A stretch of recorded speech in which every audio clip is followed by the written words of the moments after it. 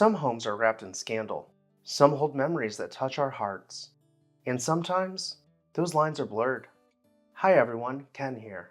Welcome to This House. Today we are exploring George Crocker's Gilded Age mansion in Manhattan. Make sure to hit that subscribe button so you never miss an exciting episode of This House. George Crocker was born into money as the son of railroad tycoon Charles Crocker. All throughout his early adult life, George had been described as a reckless young man. It was no surprise when his father gifted his sister, Hattie, a mansion next door to Cornelius Vanderbilt III's house. However, it was a surprise when he refused to do the same for George. Charles withheld a fortune from his son until his death, when he would leave George with an ultimatum. George could agree and become one of the wealthiest men in the country, or he could disagree and continue his life as a pauper.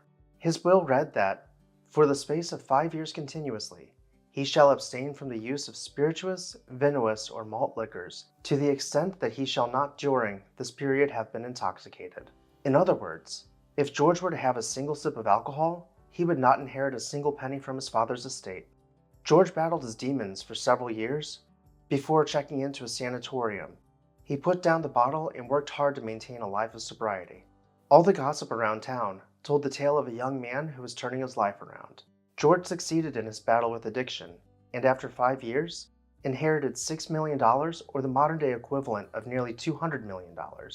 With all this money, George would never have to work a day in his life, but he had found that honest work kept him on the straight and narrow. He took on an active role in the family business and continued to grow his wealth. Around this time, George set eyes on Helen Knickerbocker's mansion at the corner of 5th Avenue and 64th Street.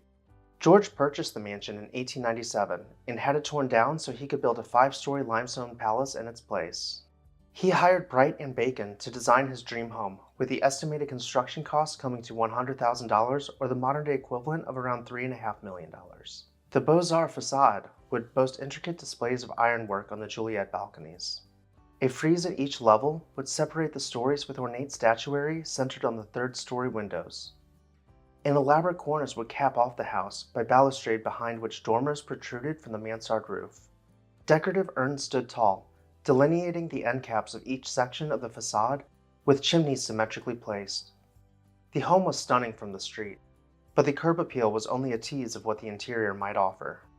Entering the house would have left any visitor stunned.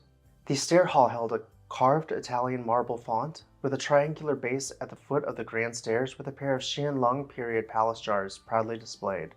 A red carpet runner contrasted against the marble stairs, with supports in the form of dolphins holding the red velvet hand ropes ascending the stairs.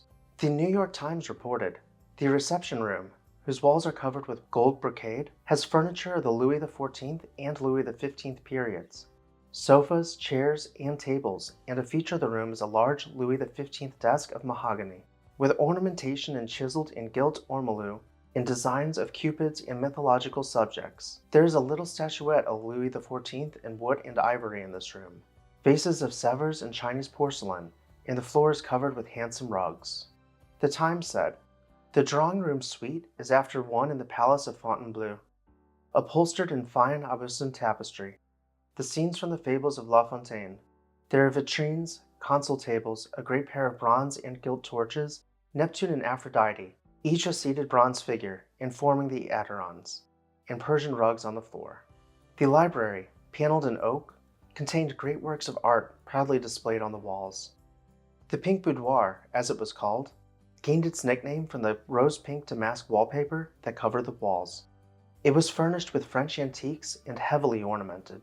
We will see several more pictures of the rooms and furnishings as we go through the rest of Crocker's story. Mrs. George Crocker was a socialite who loved to entertain. She would have white lilacs placed in silver vases to be used as centerpieces, with white orchids to complement them on the side tables.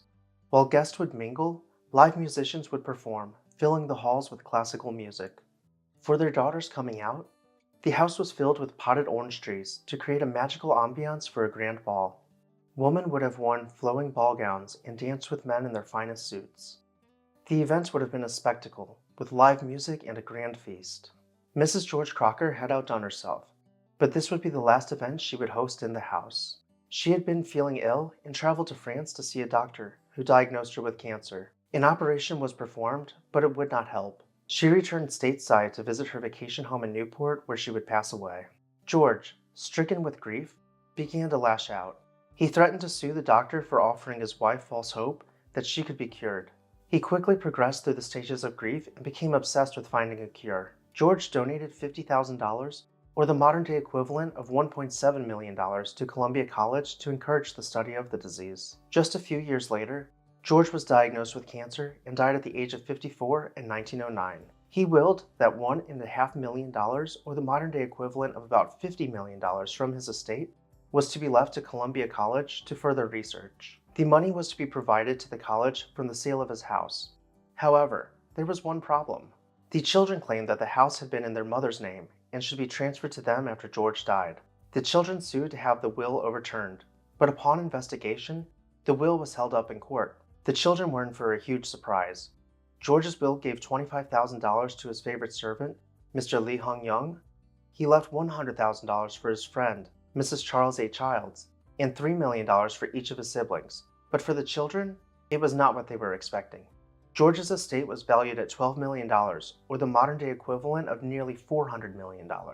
The children thought they would each be rich, but George had other plans. He left for each of them only $100 per person, or the modern-day equivalent of about $3,000 per person. The children were completely caught off guard. They had been plotting to take over George's estate by any means necessary. Perhaps George knew this. Perhaps he had worked a provision into his will like his father did for him. We may never know the full story. What we do know is the house went on to be sold to pay for the donation as the will stipulated. The new owner died 1 month after purchasing the house, and his widow sold it. It was then torn down and a 16-story apartment building was built in its place. Thank you all for watching. I really hope that you enjoyed this video. Make sure to hit that subscribe button so you never miss an exciting episode of This House. Also, have you checked out our merch shop yet? We have water bottles which will be perfect for the summer. Get yours today. I would also like to take a moment to thank our This House supporters, whose names you can see on screen right now. If you would like to become a This House supporter, please join our membership program today. Until then, I'll see you next time on This House.